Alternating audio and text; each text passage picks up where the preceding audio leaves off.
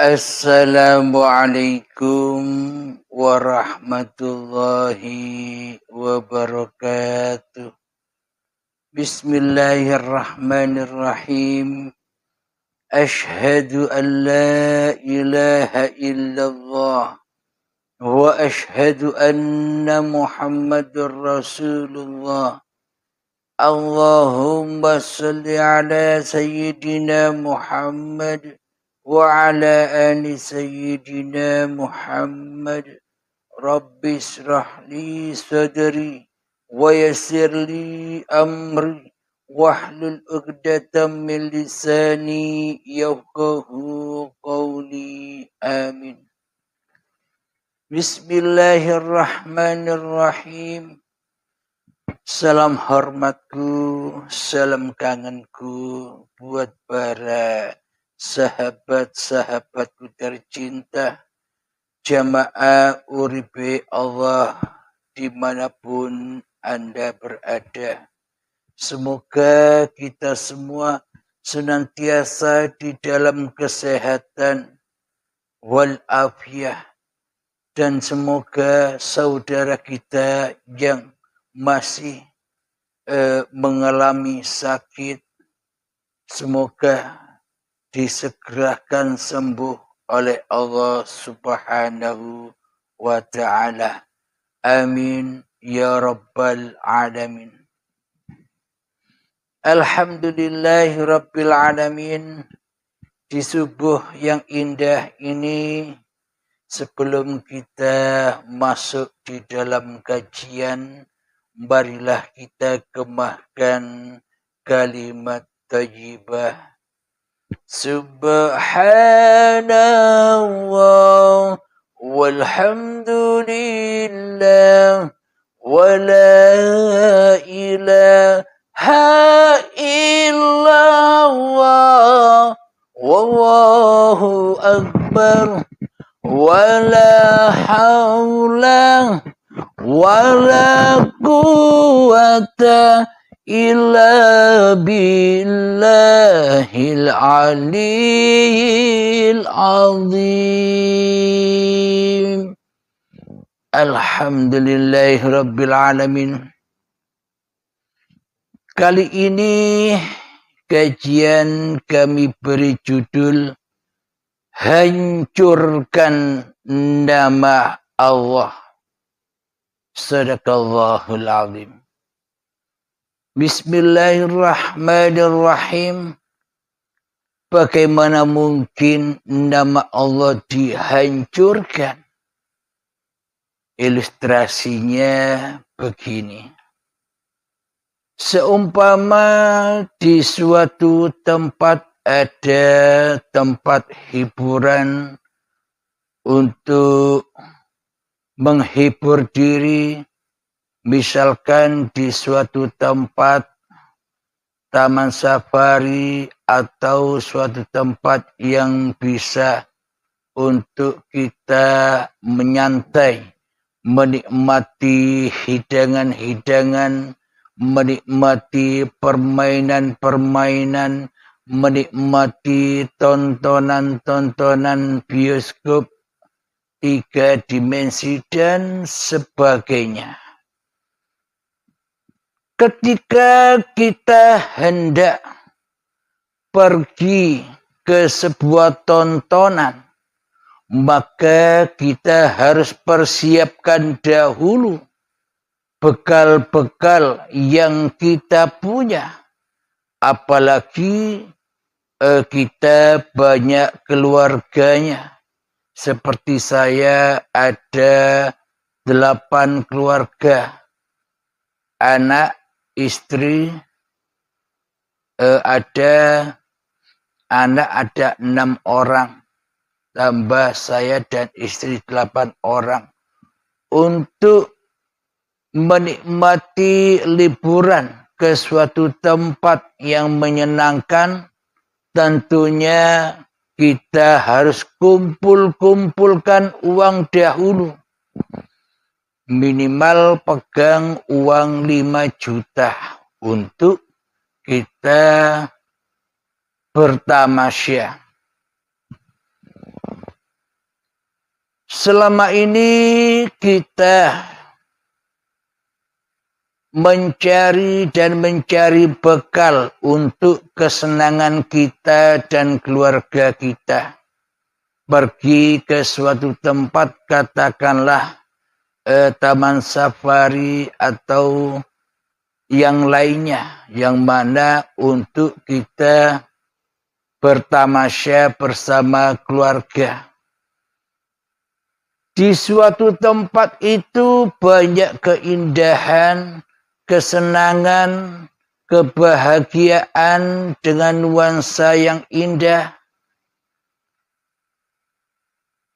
Seumpama kita pergi ke sana tanpa kita usaha, tanpa kita bersusah payah untuk mencari bekal. Setiap kita mau rekreasi bebas. Ketika kita ingin rekreasi bebas menikmati apa segala kenikmatan yang ada di dalamnya. Tentunya kita harus tahu bahwa siapa sih yang punya sebuah rekreasi itu, yang punya atau pemiliknya. Katakanlah yang punya itu bernama Bapak Suroso seumpama. Jadi ketika saya hanya tahu nama pemilik suatu tempat untuk bertamasya itu bernama Suroso, maka ketika setiap saat saya ingin rekreasi, tentu saya harus kumpulkan dulu uang 5 juta setiap saya rekreasi dan membawa keluarga saya untuk bersenang-senang di dalamnya. Berhubung saya hanya tahu pemilik suatu tempat untuk tamasya itu pemiliknya bernama Suroso, maka ya saya tetap bayar ketika masuk, ketika menikmati makanan-makanan di dalamnya, ketika menikmati tontonan-tontonan, ketika menikmati permainan-permainan yang ada di dalamnya. Semuanya serba bayar. Kenapa? Karena saya tidak kenal dengan siapa pemiliknya yang bernama Suroso ini. Jadi saya hanya kenal nama Suroso saja. Tanpa saya tahu siapa Suroso itu. Ketika saya lagi ngopi di dalam suatu tempat itu, di dalam tempat yang dimiliki oleh Suroso, ketika saya ngopi kebetulan duduk bareng dengan Suroso. Meskipun saya tahu pemilik suatu tempat ini, tempat hiburan ini Bapak Suroso namanya, tapi karena saya tidak kenal, ya ketika beliau Bapak Suroso dekat dengan saya, ya saya tidak tahu bahwa itu Suroso.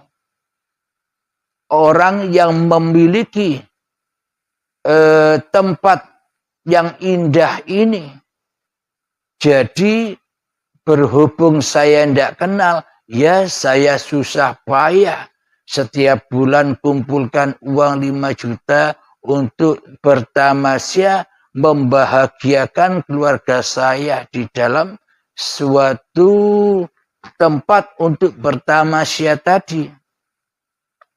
Maka dari itu saya berpikir bagaimana ya caranya agar saya setiap bulan bertamasya ke dalam tamasya ini agar di dalamnya gratis masuknya gratis, nonton ini, nonton itu gratis, makan ini, makan itu gratis, ngopi di sini, ngopi di situ gratis, permainan ini, permain itu gratis, semuanya serba gratis.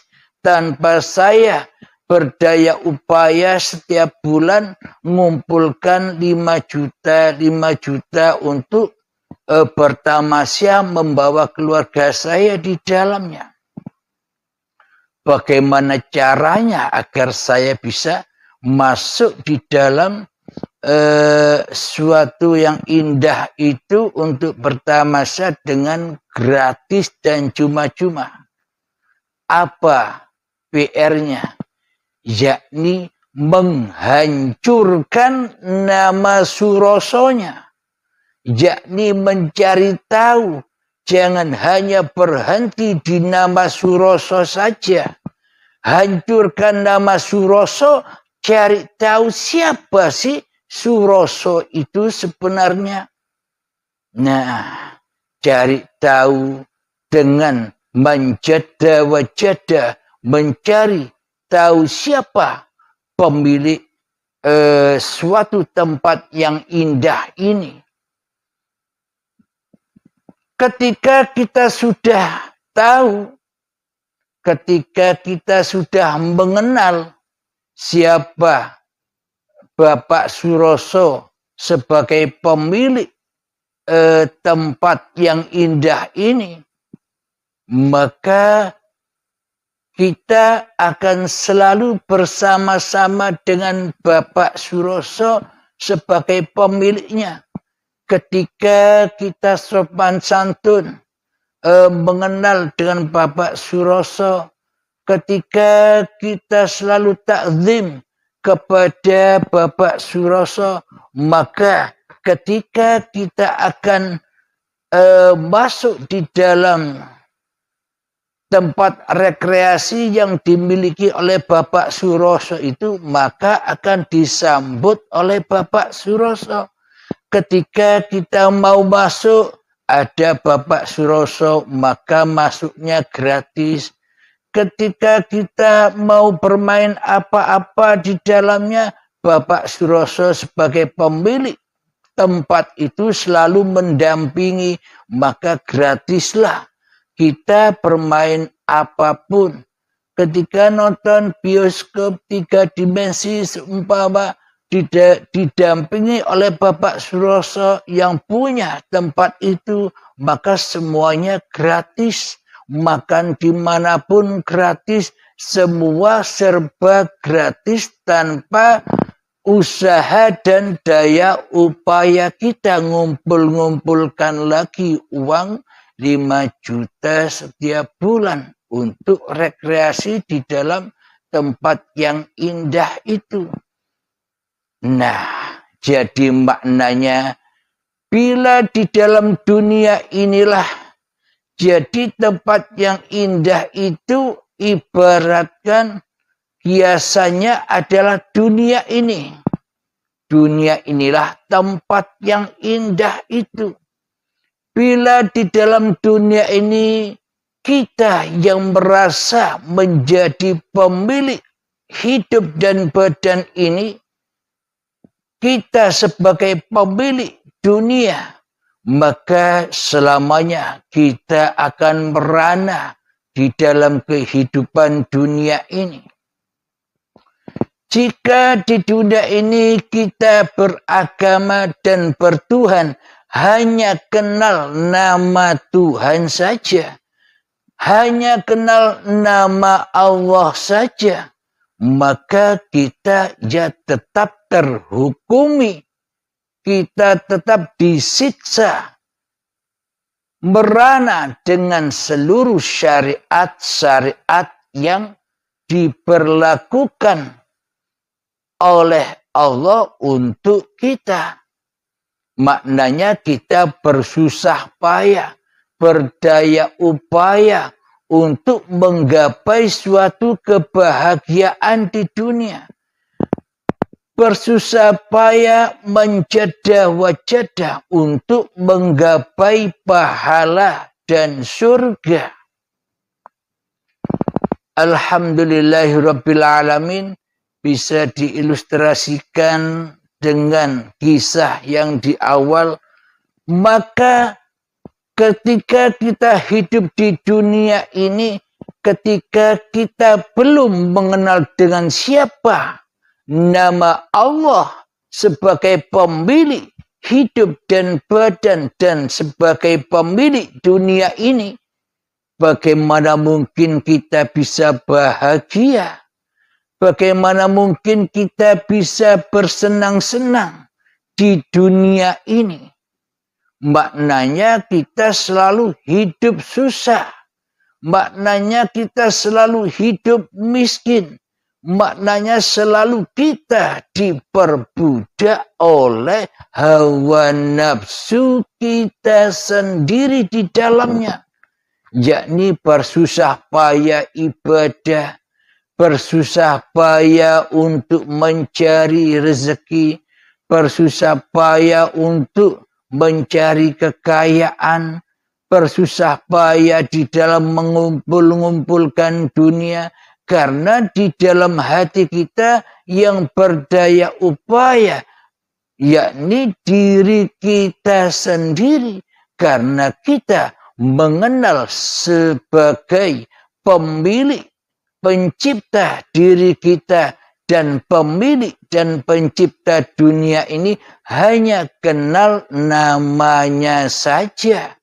Maka ya sengsaralah kita hidup di dunia ini, seolah-olah hidup dan badan ini di dalam genggaman kekuasaan kita. Karena selama ini iman kita hanyalah iman secara syariat saja. Kita mengenal Allah hanya mengenal namanya saja. Kita mengenal Allah, kita mengenal bahwa Allah sebagai penguasa diri kita hanya sebatas percaya saja tanpa iman dan keyakinan di hati kita. Maka selamanya kita akan menderita hidup di dunia ini. Selamanya kita akan sengsara hidup di dunia ini. Selamanya kita akan merasa kurang dan kurang di dalam kehidupan di dunia ini. Selamanya kita tak akan merasa lega, tak akan merasa bersyukur di dalam kehidupan ini. Bila di dalam hati kita Allah hanya untuk hiasan-hiasan Tuhan saja. Bila di dalam hati kita Allah hanya dibuat untuk berhala-berhala saja di hati kita. Nyatanya di dalam hati kita yang jadi Tuhan selama ini yakni diri kita sendiri, hawa nafsu kita sendiri yang menjadi Tuhan dan mentuhani hidup dan badan ini. Sementara nama Allah hanya untuk berhala-berhala di dalam bertuhan saja selama ini. Hanya nyembah Allah, tapi sebaliknya kita selama ini nyembah diri kita sendiri, nyembah hawa nafsu kita sendiri, nyembah sekutu-sekutu iblis dan setan yang selama ini selalu menyesatkan diri kita kepada zat yang menciptakan diri kita, zat yang menghidupi diri kita, zat yang menguasai diri kita, zat yang menghidupi diri kita selama ini. Alhamdulillahirabbil alamin.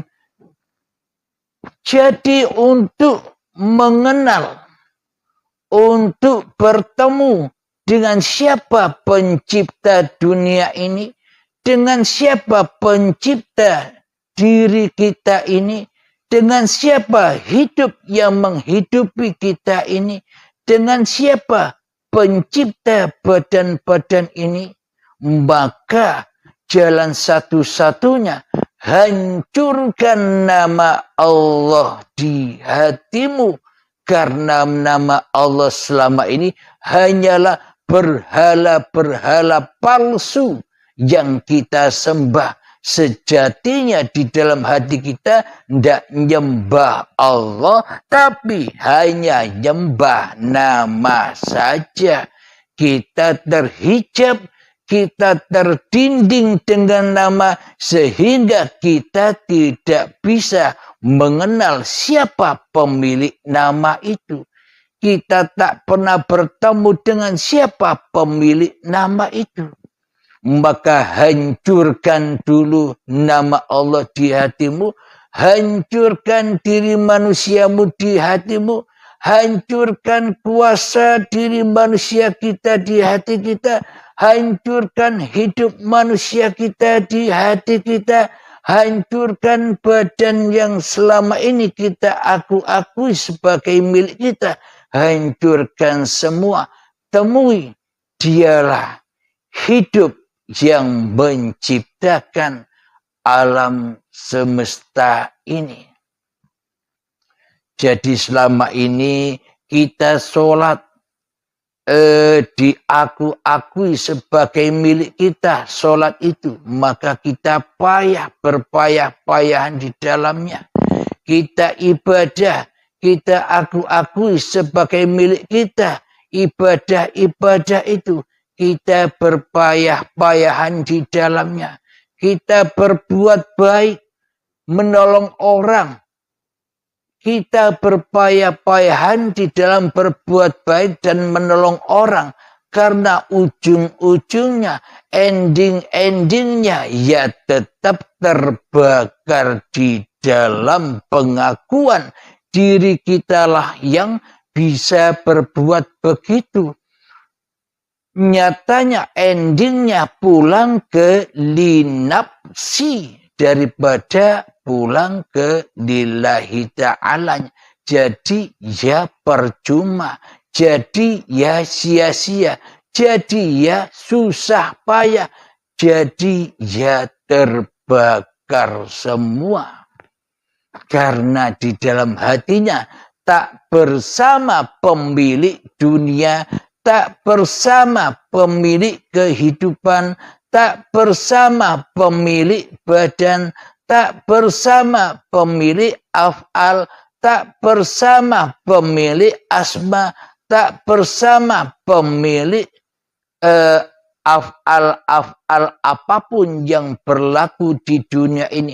Ya tentunya kita tidak selamat, selalu terbakar di dalam Jahannam, selalu terbakar di dalam, jatuh ke dalam hawa nafsu kita sendiri.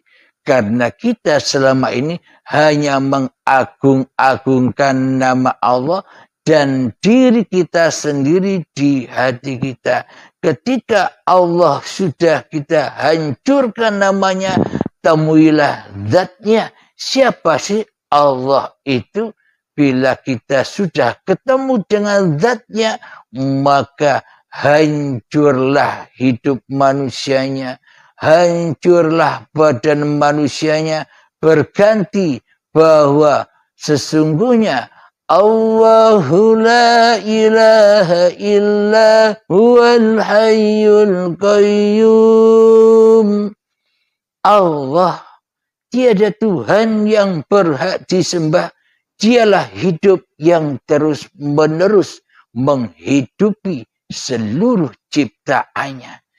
Jadi ketika kita menyadari bahwa hidup ini sebenarnya bukan hidup manusia kita, bila kita sudah datang kesadaran bahwa badan ini bukan badan manusia kita, maka kenallah kita kepada Allah yang sebenar-benarnya. Siapa makna Allah itu? Dialah hidup yang menghidupi badan manusia ini.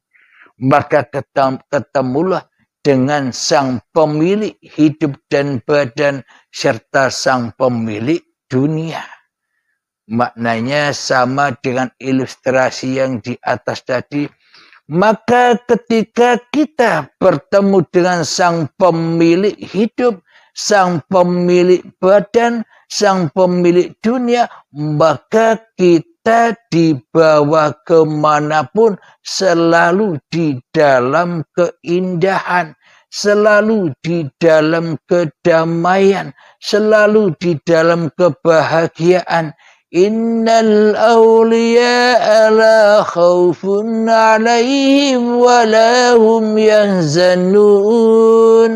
Sesungguhnya para aulia Allah, para kekasih Allah itu tiada rasa takut dan bersedih hatinya, karena hatinya selalu indah, hatinya selalu tenang, hatinya selalu damai, hatinya selalu bahagia di sisi Tuhan yang telah menciptakannya, Tuhan yang telah merasulinya, Tuhan yang telah mengutusnya, Tuhan yang telah menyuruhnya, Tuhan yang telah menjadikan dirinya sebagai khalifah. Alhamdulillahirabbil alamin. Bila kita tidak hancurkan berhala-berhala yang ada di hati kita untuk bertemu dengan siapa di balik berhala-berhala nama itu, maka selamanya kita akan tertipu di dalam kehidupan dunia ini. Kita akan sengsara di dalam kehidupan ini. Yang katanya kita ibadah, yang katanya kita sholat, itu semua belum dikatakan ibadah, bahkan akan menjadi maksiat. Fawailul lil musallin, karena kita mabuk dunia, mabuk diri kita sendiri di dalam hati kita. Maka dari itu, bila kita sudah mengenali siapa pemilik hidup, siapa pemilik badan, dan siapa pencipta alam semesta ini, maka kemanapun kita selalu diantar, kemanapun kita selalu bersamanya. Inilah yang disebut lillahi ta'ala, selalu pulang kepadanya, sholatnya bersama Allah, ibadahnya bersama Allah. Maknanya bersama Allah itu maknanya hambanya sudah tak kuasa ibadah lagi di dalamnya. Hambanya sudah tak kuasa sholat lagi di dalamnya. Hambanya tak kuasa berdiri lagi di dalamnya. Hambanya tak kuasa bersendekap lagi di dalamnya. Hambanya sudah tak mampu rukuk lagi di dalamnya. Hambanya sudah tak mampu sujud lagi di dalamnya. Hambanya sudah tak mampu duduk lagi tahiyat di dalamnya. Hambanya sudah tak mampu hidup di dalamnya. Inilah yang dimaksud. Inna salati wa nusuki wa mahyaya wa mamati lillahi rabbil alamin. Jadi salatku, ibadahku, hidup dan matiku hanyalah milik Allah Subhanahu wa ta'ala. Kita diperankan hidup, kita diperankan mati. Semua kembali kepada lillahi ta'ala.